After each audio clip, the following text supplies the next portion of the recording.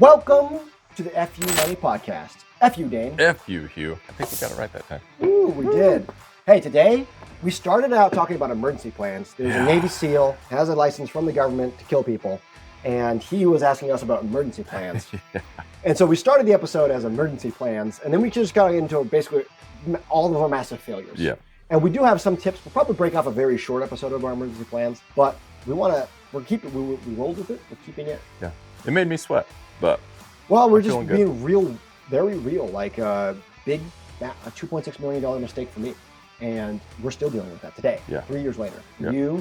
It would have totaled over $1 million of stuff I'm dealing with right now. Yeah, it's crazy. We have a lot of mistakes. And so we're just going to talk about all of the mistakes and what we did about it and how we basically had no plan. So we'll come up with an emergency plan episode that'll be shorter, but this is just our failures. And I want you to really listen in. Yeah. Because we don't know what we're doing and we never will. So we'll just keep doing the best we can. So enjoy the episode. Woo!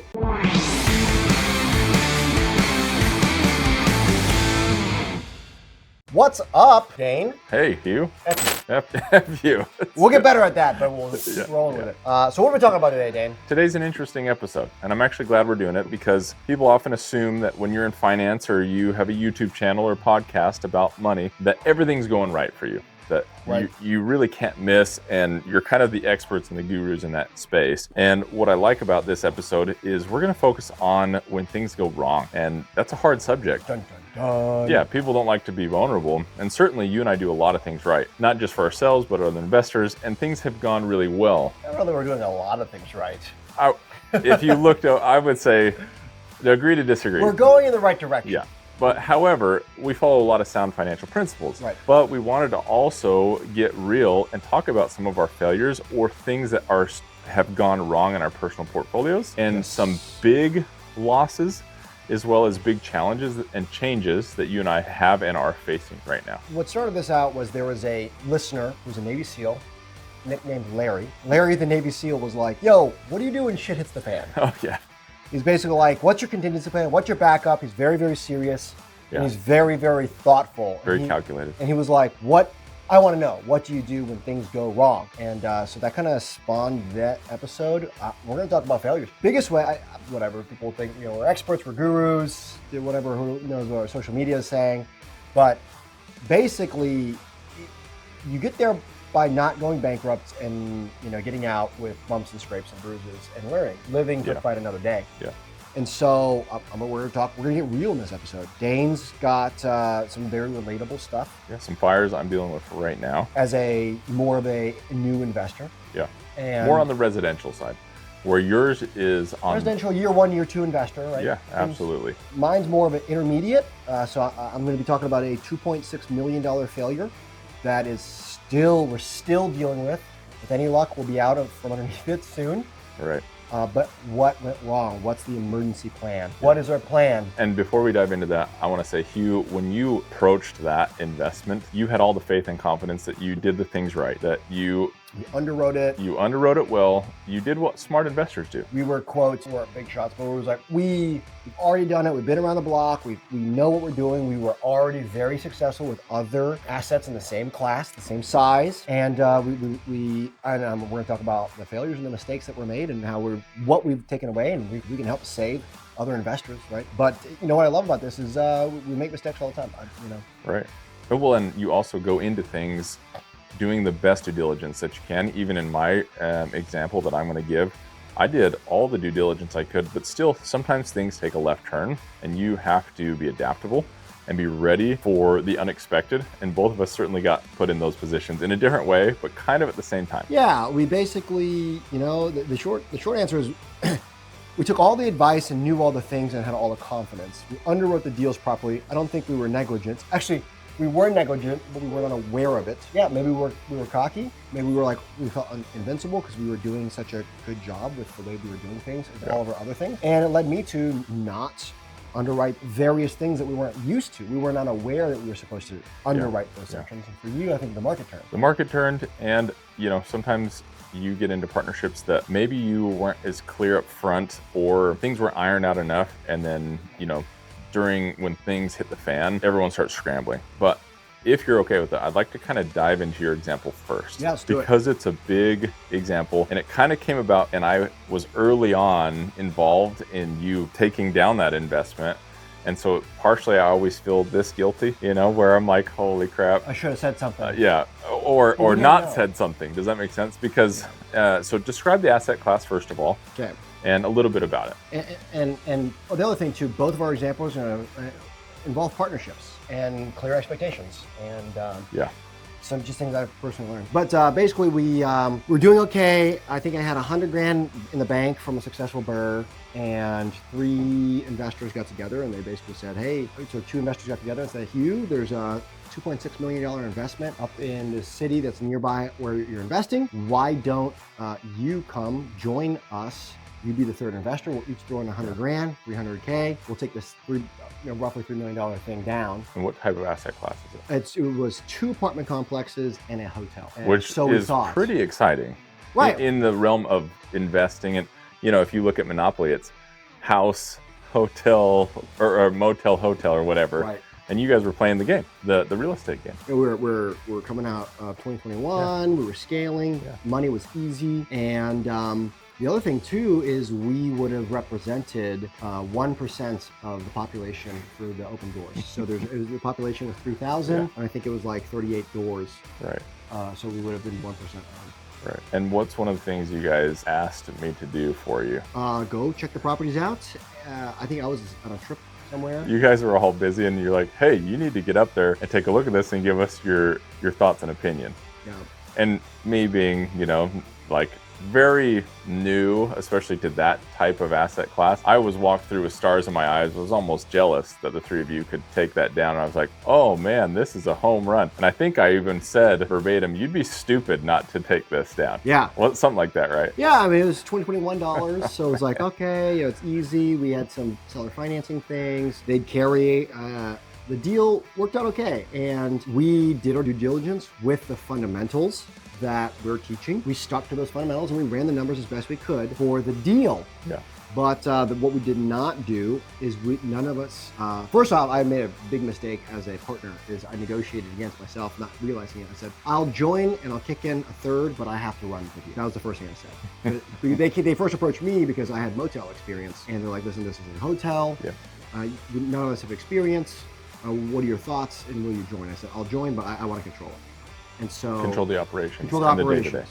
And so it was basically, I'll kick my money in and I'll do the work like an idiot. So don't do that. But I will say this, because some of the listeners or viewers may not know that your background is in lean manufacturing. Mm-hmm. You run operations on a very, very, very large scale. So whether it's training hotel teams or manufacturing teams, the principals are there to run things very, very efficiently. So you insisted that you would handle that part. Right. Well, the part that the first mistake I made was I did not handle it. I should have probably negotiated something like, I'll put in I'll put in 25%. I'm still going to take 33% of the deal, or I'll put in 20%, but I'm still going to be 33%, where I'm getting credit for operating the deal, as opposed to just being a money guy. So the other 2 partners were money guys. This is great. I really like that partnership. I have nothing wrong with that partnership. That was just novice. Yeah, solid guys. Know what everyone kind of thought it was a good deal. Everyone, we did not know what we didn't know. I'll just put that. Right. And so let's fast forward on that. What are some of the big things that went wrong? Where are you at with it now? It was April of 2021 is when we bought them. And right from the get-go, it was a nightmare. One of the apartment complexes that we thought was an apartment complex. The biggest mistake that we made, the truly biggest mistake, was not understanding the market we were getting into. For the listeners, this could be, hey, you're getting into a city that you're unfamiliar with. It could be a neighborhood in the city you are familiar with. Like a D-class neighborhood or something. Yeah. You're like, okay, well, 2 streets over, I've got 4 houses, so this other house will be easy. Yeah. We did not underwrite the market. And that was our number one thing. We did not underwrite the city. We only underwrote the asset classes. And that was probably the biggest learning mistake for all 3 of us as partners. Wow. Right away, the first thing that happened was one of the apartments that was sold to us was not really an apartment, it was a motel. So then suddenly— That was forced by the city to turn into an apartment. Right. Which you guys were like, hey, okay, we'll play ball. We'll go down that road. Yep. And that really became a nightmare. No. It was forced to be turned from an apartment back into a motel. Oh, that's right. So then we dumped a whole bunch of money, burned all our capital. The first thing, they forced us to shut down. And so we spent about 20 or 30 grand and we got it operational. Then once it was operational, we just bled 60 grand for a year. So Yeah. then we finally went back to the city, got special permission due to parking regulations, was the only reason it wasn't allowed. That's crazy. And the city, I don't know how it was legal, but they basically forced us to throw out, a bunch of old veterans and homeless people and make it our dime to do it. Absolutely. So yeah, it was pretty tough there. And plus, I think you're Asian, and they just didn't like you. Yeah, maybe so. I mean, weirdly enough, we joke about that a lot. I wasn't the roadblocks that the city kept putting in your way, and you were the face of this investment group, and so they only knew you as Asian Hugh, and it just seemed that everything that you tried to do, they tried to like undo. I don't know if it was we were quote big shot investors from the big city. This is like 40 minutes. It's like 35 minutes outside of the city. Yeah. That we're already in. Right. And so we're like, that's close enough. Our systems will reach, our processes will reach. Long story short, we didn't underwrite the market. And that's such a good the market in the city. So the city, you know what? Maybe vain. It was small town, big dick enter. The city inspector was some guy who's pretending to be some hot shot, and he's like, he reminds me of someone who would have been a quarterback. And then like in high school, and then like that's the only thing he ever flopped did in life. And then that's the only thing you remember. Like that kind of energy approaching life. Now is in charge. He's like, no, you will obey me. And it's like, oh, well, let's try to go around you. Let's try to talk to the mayor. Let's try to work this out. And you were bringing tax dollars into the city. You were bringing revenue, much needed revenue, into a community that said that they were really thriving and working together, but it seemed like everything you guys were doing, they were not on board with. Well, and we bought a crummy asset from the previous investor, and we put money into it. We made it nicer, we fixed it up, and we put more appropriate affordable housing. And the city fought us tooth and nail. They just didn't like us for whatever reason. And maybe it's because I was Asian. Maybe it's because they're terrible. Anyways, long story short, make sure you underwrite the asset. Make sure you underwrite the community that you're going into or the market. That was mistake number one. Yeah. Then there was all the motel, hotel, apartment business. Finally, we turned it back into an apartment complex. Right. With permission from the county after going to the county. They kind of fought us a little bit. Then that guy tried to get us shut down again. Same guy, for whatever reason. He's like, we're going to bulldoze your property and make it for the bank. And all. This guy was out of control. Guy. And we're like, hey, can you give us a list of regulations? Check the goddamn manual, the 600-page manual. Yeah. You actually are required by law to show us what our violations are. Otherwise, you can't shut us down. Yeah. He's like, blah, blah, blah, blah. Yeah. Just freaking your standard 70-year-old jackass. Yeah. Anyways, in charge. So make sure you underwrite the market. Outside of that, that was the smaller of the two problems. Yeah, because I forget about those, because the hotel also became its own thing. Hotel was a complete nightmare. Yeah. First off, a hotel is not a real estate. A hotel is a business. Yeah. Hands down, a hotel is a business. That was the other thing we underestimated. Treat it like a business. Yep. Do not underwrite hotels or motels like they are real estate. They are not. Unless you can only own the real estate and you're renting it and someone else is managing. We did not know what we didn't know. We had motel experience. Yeah. That motel experience was more or less like an apartment complex. Right. When we went to the hotel side, we just immediately bled cash. You had to have resources. Well, you remember our team here was weekly going up there to fix problems, train team members, fight fires, whatever it was. Train laundry service, folding, train the crew. And crazy. We implemented 2-second lien there, and that really, really helped out. That was the fun times. So we could manage it from afar. That's when I thought the hotel was going well. Yeah. Is when 2-second lien was taking hold, all the employees and the culture was strong. I was like, man, operationally, we're hitting it out of the park in that way. It was like really enjoyable. And then all of a sudden I remember it just like. Well, what happened was we did not underwrite the market. And we got it in April. So you see revenue start to climb. We're thinking we are the reason why revenue is climbing, not realizing it was seasonal. So again, things are just going wrong. And so we're making money all through the year. And so we're spending all the money on renovations, not holding any back for reserves. Right. Winter comes, downturn, natural downturn. The other thing is it's just we didn't underwrite the market. Yes, we're 35 minutes away from the massive metroplex, but not really that big. But it's a standard-sized city that could support a hotel that size. Sure. But that's not what happened. We were too far away. And so we had to compete against all the others in the area, and basically everything is a rush to bottom dollar because we were in a small rural community. Yeah. And you guys, it was a very comfortable hotel. Like, it was nicer than half the ones in Springfield. Yeah. Really, like I said, there was not a lack of blood, sweat, and tears put into this, and a lack of experience by all the operators, the partners even willing to do everything they could. But yet, it has still become quite a struggle. You guys are at what stage in that investment now? The one you haven't heard us talk about was one apartment complex. Oh, yeah. That's gone great. It was a real estate asset. We understood it. Yeah. We flipped it. The three partners decided that we were going to just move out of the whole town because the town was against us. And so we just decided to sell that off. That one went away. Second one, the one that was forced to go back and forth between a motel and an apartment complex, we packaged that up and we sold that off. We offered great owner financing. Yep. The guy who came was from the East Coast who bought it. And he's like, oh, listen, I used to do municipal compliance. I'm going to eat these guys for lunch as far as regulations go. I think he was, I don't know. I know where he's from. I think he was like working in California for a city. He's like, no. I'll tie you up with red tape. And he also owned his own contracting crew, so it was a great fit. Yeah. So we seller financed to him. We're still on that note. I think he's about to refi. Yeah. He's going to make a great chunk of change. So we were backing out of that one. So basically, though, I want to back up just a bit. These are some of your emergency steps. You got put into hot water. Oh. You couldn't hold the asset any longer. This episode is really what strings could you pull? And that was, hey, we had to offload the apartments, and that went good. You moved on to the motel and you found a seasoned operator who could work with the city and pull his own strings and find some value in that. And you were able to offset that. Now what's your emergency plan or contingency plan for the hotel? We basically really quickly looked at the assets. We've owned it for 3 years now. And we basically pulled money from all of our other assets as owners to kick in. You operate it as best as you can. And for a year now, we haven't kicked anything in. But for 2 years, it was really, really rough. We just constantly dumping money in. Yeah. You guys had to pay payroll with no hotel bookings. For 3 months in a row. 12 grand every 2 weeks. Suddenly just kept coming out of nowhere, whether there was people or not. And I refused, naively, I refused to reduce staff.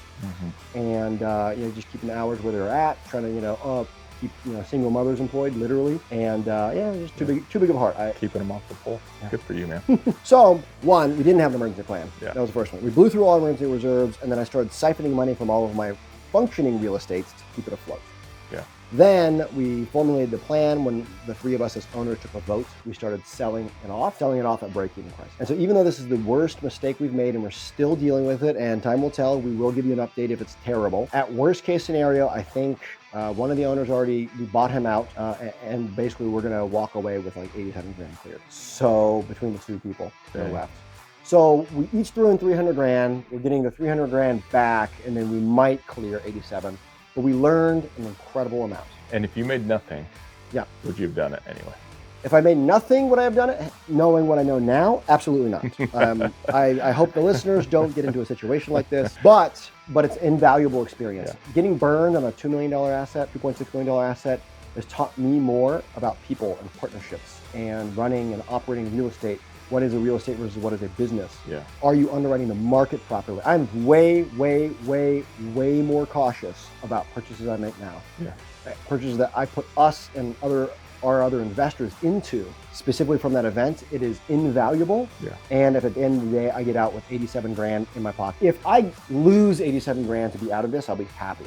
Because all it cost me was 87 grand. And that's really my question is, a lot of times people don't come out cheaper than college with 87 grand as even a small win, right? For that nightmare and headache, people are like 87 grand. Well, what you don't realize is you guys, everything you had to do to hold on to it, you should have been getting 300 grand. Does that make sense? We should be, when we estimated it, the numbers reasonable were fine, but something like 300 grand. So we get our 100 grand back each, and then we're splitting 300 grand. That's the way the numbers effectively lined up, and it just wasn't the case. And so we just rolled with the punches. And in the real world, that can flip-flop where you walk out losing 87 grand, right? So this is, again, I want to be real that these things happen. It doesn't always end up, even with all of those bad things, that you even come out in the green. Sometimes you come out in the red. If we have to leave that money on the table and we lost 87 grand or 100 grand to get out from underneath the properties, I think we would. Because the return on time and effort, not having to worry about that town and that municipality, we're going to make way more money. We are already making way more money doing other things in our wheelhouse, closer to where we're at with our systems, carefully underwriting our deals, far closer to that place. And we learned. And again, even if it is 100 grand, cool. College now for people getting out is 100 grand. I learned a very expensive lesson. I'll never forget the lesson. Absolutely. And allegedly, I got paid along the way. The other alternate is, you're going to get rid of it and lose 100 grand? What an idiot. Well, my alternate is I owe $2.6 million, or now I owe $1 million left. So yes, I will lose $100,000 to not lose $900,000. Yeah, no kid. Well, thank you for sharing that. First of all, I wanted to dive in that because it's such a valuable experience. And I remember for the first year and a half, I was very involved. And all of a sudden I was like, I can't handle the stress on top of all the things we do. And then you just took that on with the other partners and things. And I haven't heard a whole lot about it other than where you're at now, that you could come out of this somewhat in the green. And there's a guy we know, his name's Justin Skinner. He wrote a book called Professional Failure. This is a perfect example of that. You had the faith to continue. You had the fortitude to continue and learn so many lessons from failure after failure on that, right? Where again, a lot of your other asset classes are going famously well. Right. This one was a catastrophe. There's properties we forget about because we're like, never hear anything from them. Yeah. That's a good asset. Yeah, right. So we're all worried about these pain ones. Yeah. So. But I appreciate you kind of sharing how that went and some of your emergency strings that you had to pull to get you where. Did you ever have to leverage any money from the bank, lines of credit? What were things that you could rely on? So we did a cash out refinance once or twice to pay off our debt against it. We were going to cash flow the asset, weren't able to. We have better skills now. So historically in the past, we could have done a cash out refinance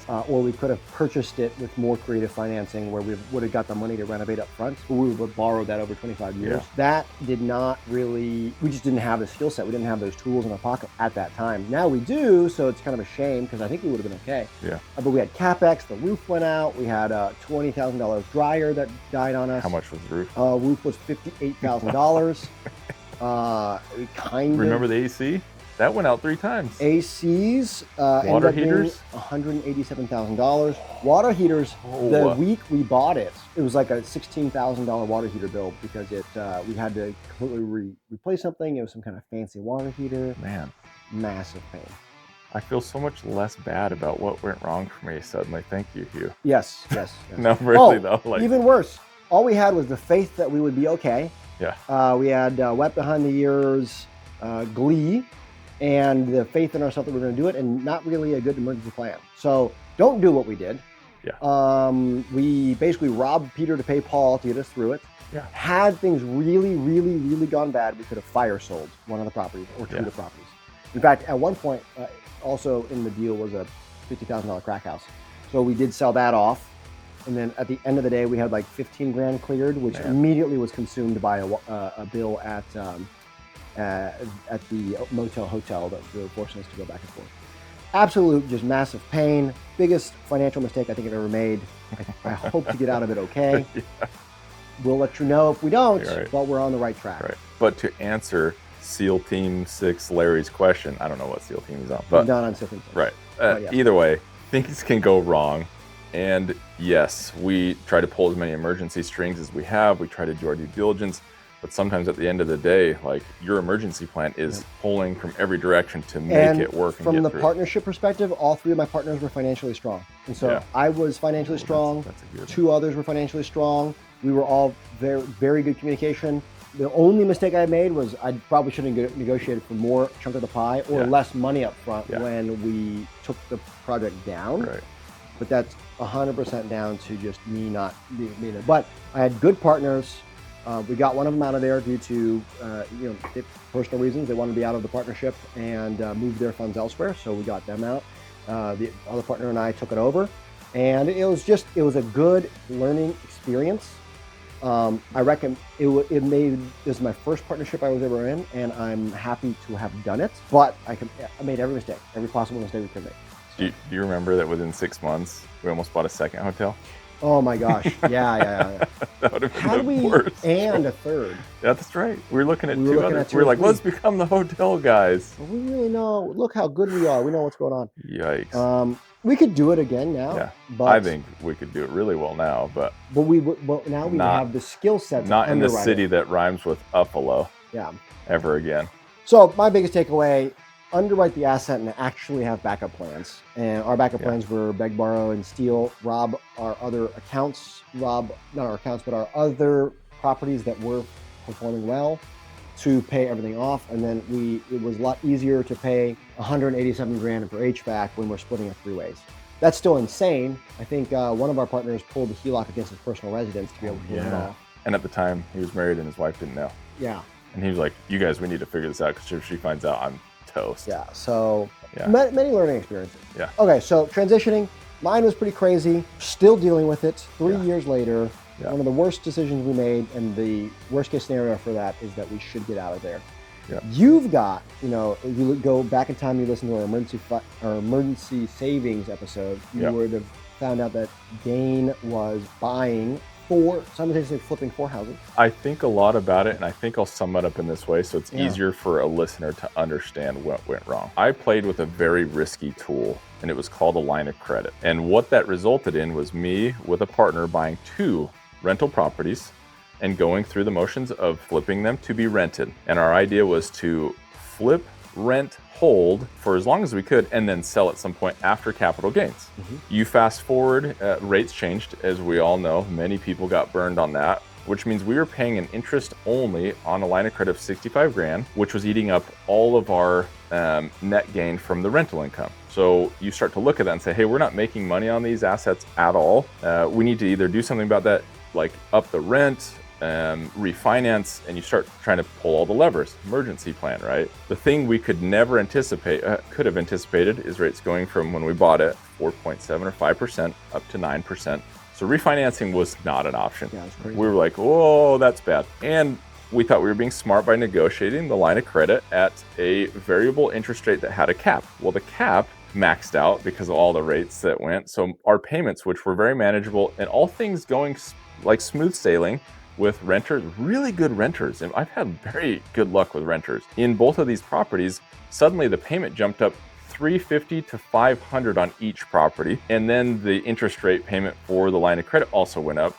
And I was like, very quickly, like, oh, this is not sustainable. So that's shocking. So you were looking at, you and him successfully executed everything. Yeah. Money was good. Yes, money was going well. You guys were pocketing like $1,000 to $1,200 on 2 properties. That's Yeah. huge. And then overnight, almost over the 2-month period, it was all erased, and suddenly you find yourself in a situation where we were losing $300 or $400 a month now at that point. So you had these houses, and I think you also couldn't sell them. We couldn't sell them at the time because, one, it was winter and the market was down and the rates went skyrocketing. Interest rates went up, no one was buying for a long time. Yeah, and we had leases on them. So people were in their leases that we didn't want to break, good families, and we didn't want to be like, hey, you got to be out in the middle of winter in a month. So we were trying to do the right things, but we analyzed them. We did our due diligence. The remodels on them were beautiful. One was a little overdone. My wife's a designer. But realistically, we tried to make quality flips on these, quality renovations to attract a higher renter, which we did. So all things lined up well. Partnership was going well. Money was coming in. And then again, once that changed, suddenly we found ourselves in a situation where I couldn't front the additional loss. And on top of that, our partnership started to struggle. We really ran into some roadblocks. Me and my partner ran into some roadblocks, and I knew possibly the only way forward was to sell, but we were not there yet. And I remember having conversations with you and one of our realtor friends, and it was a big process of reaching out to people I know and trust to say, hey, I'm in this situation, being vulnerable enough not to be like, oh yeah, everything's going great, I'm this great investor. I was like, hey, I'm kind of in trouble. What would you do in this situation? I started asking questions and all these things. Well, part of my emergency plan was also, we have a side business in wholesaling, and we were seeing deals come in the door, and I said, hey, I want to take a few of these. And I was like, I feel strongly, and you would come to the same conclusion at the same time. Remember where you're like, you have to invest your way out of this. If you can't sell now, you need to invest your way out of this. And then the moment the market's ready, list for sale. So I was like, okay, let's do this thing. And I normally wouldn't have lined up 4 properties at once where either an active renovation was happening, an active flip, or an active rent/sell was going on. And these all came together at the same time. Because again, the interest rates were making me, it was not financially viable for me to maintain all of these anymore, all at the same time. And then I was taking private money to do the flips. So lots of private money with deadlines, needing to have solid teams and processes in place. So again, like, you also have a day job, you also have a life, and all of this all of a sudden becomes so big and so heavy, and there's too much to do for one person. And I remember I was begging and asking my family, wife, child, sister-in-law, brother-in-law, nights and weekends to be up on roofs and to be fixing anything that we could do without a plumber or an electrician. We had to repaint decks. We had to sand and repaint entire houses. I mean, it was pure chaos for about 3 months. And I remember you were like, you look tired. I would show up to work. I'm like, dude, I'm wiped out. because part of my emergency plan was I will do what it takes to not fail, which can only take you so far. So I did everything I could, even pulling in close personal friendships, relationships, and pulling every string possible, going to the bank, asking for 90-day extensions on lines of credit, all of these things. So for the listeners, so you had 2 houses that weren't doing well, and your answer was to borrow more money, $400,000, $350,000 more to go take down 2 more properties. Gosh. And do full turns on them, full flips. Full flips. And I just want to say, I thought this was a good idea. And I still do. Yeah. And I want to get into those numbers because Dane and I have already had this conversation because while this is our backup plan, this is the second time we shot this episode. He feels way better about it. But when we first talked about it, he was down on himself because he felt like he didn't make any gains on 2. So of the 4 properties, he sold 2 of them. And one went from each, lightning fast. The one that we done right, and that I was in the partnership with, we did that house so right that it listed in 2 hours, gone off the market. One of the flip houses, which I thought was the worst of all of them, got flipped and it came in, sold, and I was able to net a little bit of money on it. I was like, what in the world? And the last 2, which I thought would be the home runs, one of them sitting on the market and had 2 shaky offers, and then one's just not done. I'm stuck. One running out of budget and runway on. So you have $220,000 you borrowed. It's gone. You need another $15,000 to fix it. Yeah. You might just walk away from the property. Yes. You might just turn it back over to the lender who will take it over and finish it. Yeah. You might sell it bottom dollar just so you're out. And walk away with nothing. But before we get into those 2 that you have left, I just want to say the end result was they sold 1 property, but the feel goods wasn't there. But you sold it, you're like, oh, I didn't make anything. Oh, I'm down to myself. I'm like, dude, you paid off $65,000 of your line of credit. It's just gone. Yeah. You paid off all the debt on your house. Then you paid off $65,000 that was just loading in the ether that you had no plan to pay. And you still have another house to sell where you can make money. So that was the first win, number 1. I don't think you'd see it because you were exhausted and you didn't actually put anything in your pocket. Right. The second house you took down, and in 5 weeks you turned it, then sold it, then you made money, you paid the wholesaling company off, you then paid all the interest off that you borrowed the money against, and then you pocketed like $6,000. Yeah. Which isn't a crazy win, but $6,000 is more, it's like double what the average American takes home. You did that on top of your normal day job. And so that was a win. And that $6,000 immediately went to pay down debts that you already had. And you still have 1 house you were looking at maybe dumping some more money into, which I would advise against. But and then you have this last flip that you're completely out of money on. Yeah. And so I think you're doing a great job. I'm trying to convince him to try to keep and borrow more to finish it out. If you just want to walk away and let go of it at a loss, you don't lose anything, you don't gain anything. It's still not a bad choice because you still have the 1 house left. But real talk, like, you think, again, you did all these things right. The last thing you want to do is walk away on something that you see potential in. And so it was a struggle with my pride a little bit to say, I know it's there, I believe in it, but I might have to walk away from it because, like you said, you lose something valuable in trying so hard. Sometimes you lose energy and you lose time because in the midst of all of this, a massive hailstorm came through Nixa and took out all of my rental property house and my personal house roof. And I was like, you have got to be kidding. I thought I was just sunk. And it just, I mean, we're talking golf ball and baseball size hail. It did some serious damage. As funny as that, like, sometimes catastrophe turns into a blessing. The insurance approved 4 brand new roofs and I got skylights on my personal house. But that was all, with all these projects going on, my personal life was also in chaos because of that. And my roof was off and there was holes in it and raining coming through because they didn't do the due diligence. I was up in the middle of the night with a contractor tacking tarps over it and then having to wake up for work the next day at 6. And there was so much. It just felt chaotic. And my wife wanted to kill me. And then, she was you so sell mad. these 2 houses and you don't feel like you made progress because you didn't get any money in your pocket. Right. And but you paid off all this debt. Yes. It just, you feel like all this energy was expensed. Yeah. And at the end of the day, you're like, how am I going to get back on track, right? Because so much went out and you see little come in. It will be a win because it didn't sink us.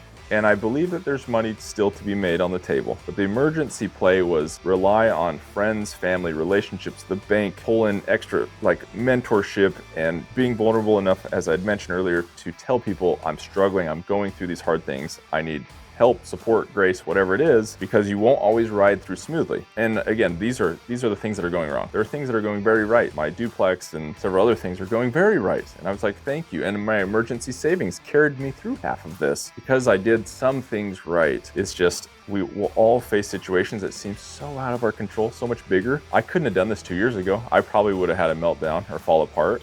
I think none of the properties were really that hard, but all 4 of them at once. And my personal stuff with the storm damage and my wife being super upset because of all the contractor issues. It just, it was like getting hit with a fire hose. You have that expression, drinking from a fire hose, or when it rains, it pours, right? But you fast forward, and what I've learned through that is to stay cool as a cucumber. Most people had no clue.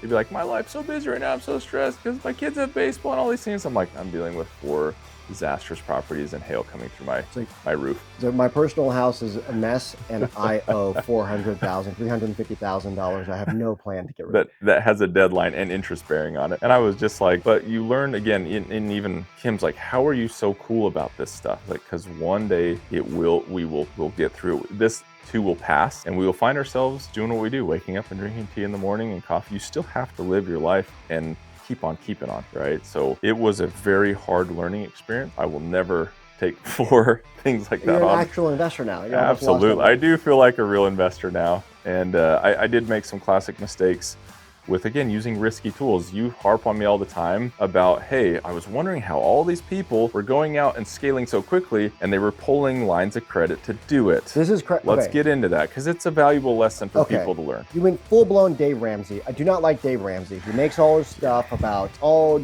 debt's bad, I'm lost everything. We're going to talk about that real quick. Dave Ramsey's a freaking moron. He was a 28-year-old kid pulling 90-day lines of credit, and then the bank he was in got sold, and they were like, who's this 28-year-old kid? We're not renewing anything. And that is bad debt to get into. So if you go to OG Bigger Pockets, they were from 2012, when they started, all their stories were talking about people who lost everything, people who made it, and the people who didn't make it, and what they would have done differently. That was my foundation.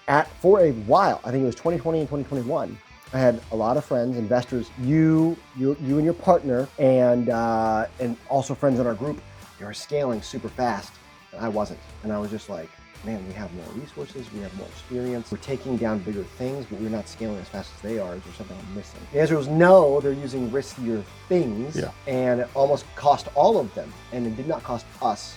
But at the time, I was just like, I don't know why, but I'm sticking to my guns. But I felt like there was something wrong. And so risky debt, make sure you have, I'm very reluctant to pull a line of credit. Now here's the crazy thing. In real life, I'm an extreme optimist. Dane is very calm, cool as a cucumber, but for investing, Dane's an extreme optimist.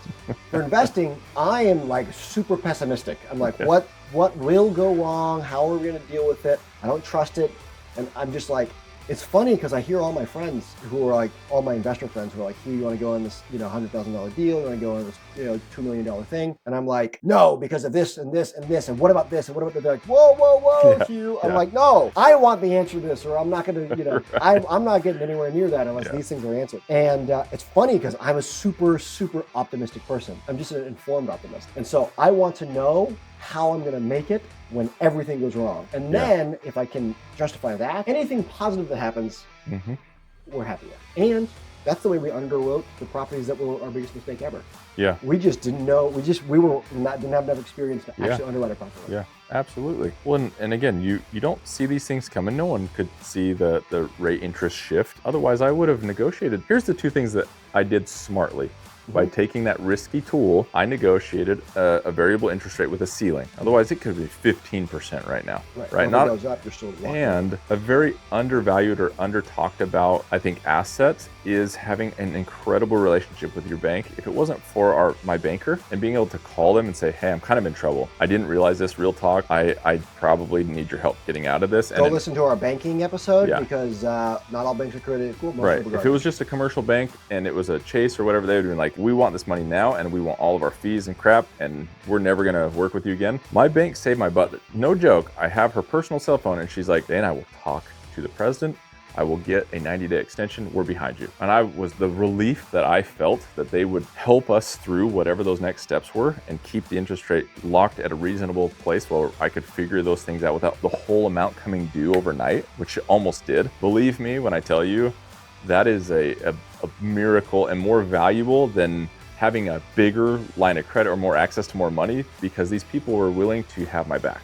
So develop those relationships with your lenders and key people around you. And again, and I learned this from you, negotiate a ceiling on anything variable so you get the best of both worlds. Hey, I learned this from Rosie's deal from Brandon Turner. Oh yeah. Where he negotiated, it's an arm, but he negotiated a ceiling. He's like, okay, I'm gonna run my numbers at worst case scenario. I will never not know what the minimum I need to do. And the banks are banking on you not being smart enough to do that, or you not caring, or that even if we have it and we do, I take advantage, I negotiate it in, and then a few years later, I refinance and pull more money back out. But I renegotiate the thing again. Right. So it's huge. Very valuable lessons to be learned. Again, there's so much to take away and unpack from these things. We thought we were doing things the right way, like any investor who gets caught with their pants down with a market change or an interest rate change or a partnership that isn't going well. You have to be ready to pull any string possible.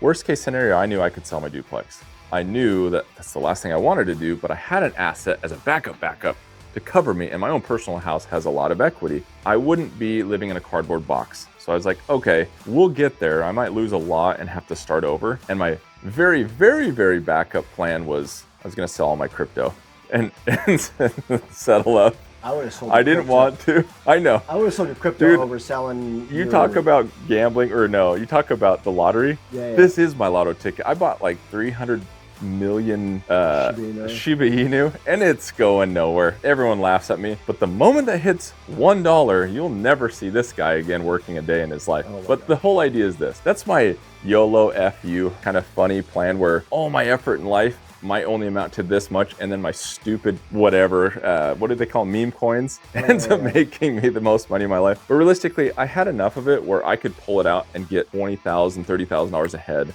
if I had to. And so you have certain things, you never throw all your eggs in one basket and be like, we're going for this and I'm gonna make it happen. Because as hard as I try, and ask you, I did everything I could to make this work with those houses, even the Nixa house. I was there daily, nightly, putting in my own work, my own effort to save money, to save capital. I have very competent family members who are craftsmen, and I'm still struggling with that property. So it's not that it's a lack of ability. Sometimes you just can't control everything, my point. And so realistically, these are some of our big failures or our big sticking points, learning lessons. And I thought it was just such a valuable thing to share with people where even us, even all the things we do, and all we do is real estate all day, every day, we still deal with problems. We still have problems. Especially us, because everyone, you see Instagram and it's all sunshine and rainbows and checks, whatever that they're getting from the title company. And at the end of the day, it's, it comes into a skill set and are the basis of what you're doing, are the fundamentals right? Yeah. I think the answer to us is we always stick with the fundamentals. Real experts never not do the fundamentals. Yes. And I forced our company and all of our investors, people that I was investing money on behalf of and doing joint partnerships with, I forced all of us to stick to the fundamentals. I would not deviate, even though I did not live through the last few, like the big recession, like the 2008 financial collapse. But I listened to them, and all of my friends that did fancy stuff, one of them, which is Dane, almost lost everything. And so it's so crazy what can happen in such a short amount of time. But yeah, we just want to shoot this episode to share. I mean, this is just one of thousands of mistakes we've made. We make mistakes every day. If we're filming a podcast, you can guarantee we made a ton of mistakes that week. But it was a great question from Larry. And it's an important question. And I think one thing I'll add is never be afraid, or more. Don't. Well, I was gonna say, sometimes a case of beer goes a long way, okay? And what I mean by that is take care of the people who take care of you. When my contractors do a good job, I take them out to a big lunch. I pay for everything. I will stop by at a day that I know they're sweating because it's so hot out here, and I'll drop 2 cases of beer and be like, you guys are killing it. And the look they have of like appreciation, it costs you little to nothing, but it shows respect for those people who are swinging hammers and putting in the real hard work. And those relationships with the bank, we do that all the time. We show up and we're like, free drinks for everyone, and we get them all their favorite drinks or whatever. And I do that with my contractors and other members of the team. And when it mattered, when rain was coming through my roof and it was 9 at night and it was dark and I live on a pitch like this, my contractor showed up, left his family in a different city, came over and climbed up on the roof and hammered in tarps with me. My banker extended 2 90-day lines of credit. These people will go to bat for you because you take a minute to show them the small things that matter. So I want to put that in there because I feel like so many people are like, oh, big time investors, they don't think about the small details. They don't go out of their way to show up at our property manager's office on the first of the month and like hook them up with drinks and snacks and all those things. Yeah. It's made all the difference. Whatever. Absolutely. Well, at the end of the day, this is a people business. It's a relationship business. And people who tend to take care of relationships usually work out better.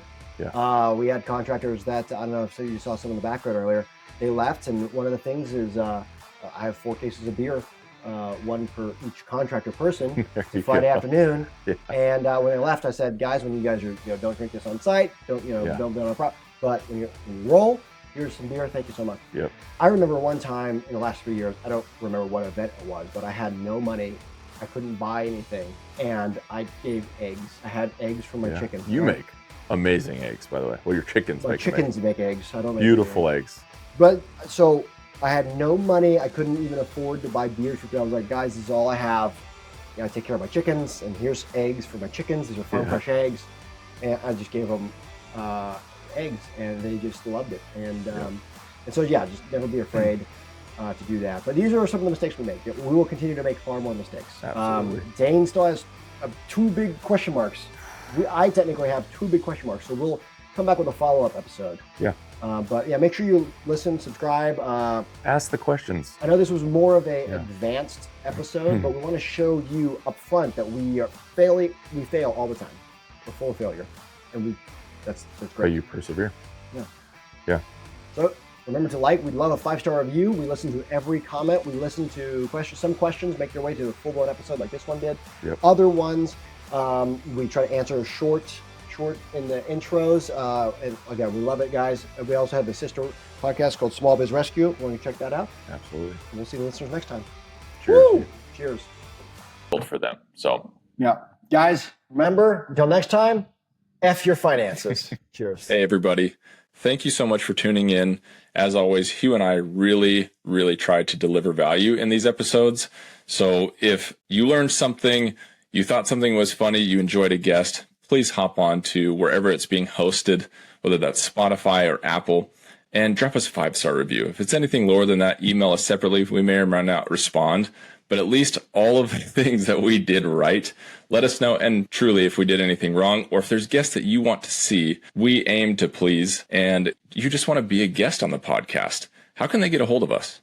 If you want to be a guest or ask us any questions, you can email fumoney@hughcarnahan.com and let us know. Again, we read every comment that comes our way. We actually have 2 or 3 super exciting ideas for shows that have already come our way. Again, we appreciate everything, guys. Remember, real quick, we are not experts at anything. This is not financial advice. Make sure you do your own due diligence. We are for entertainment and educational purposes. Don't listen to random strangers on the internet.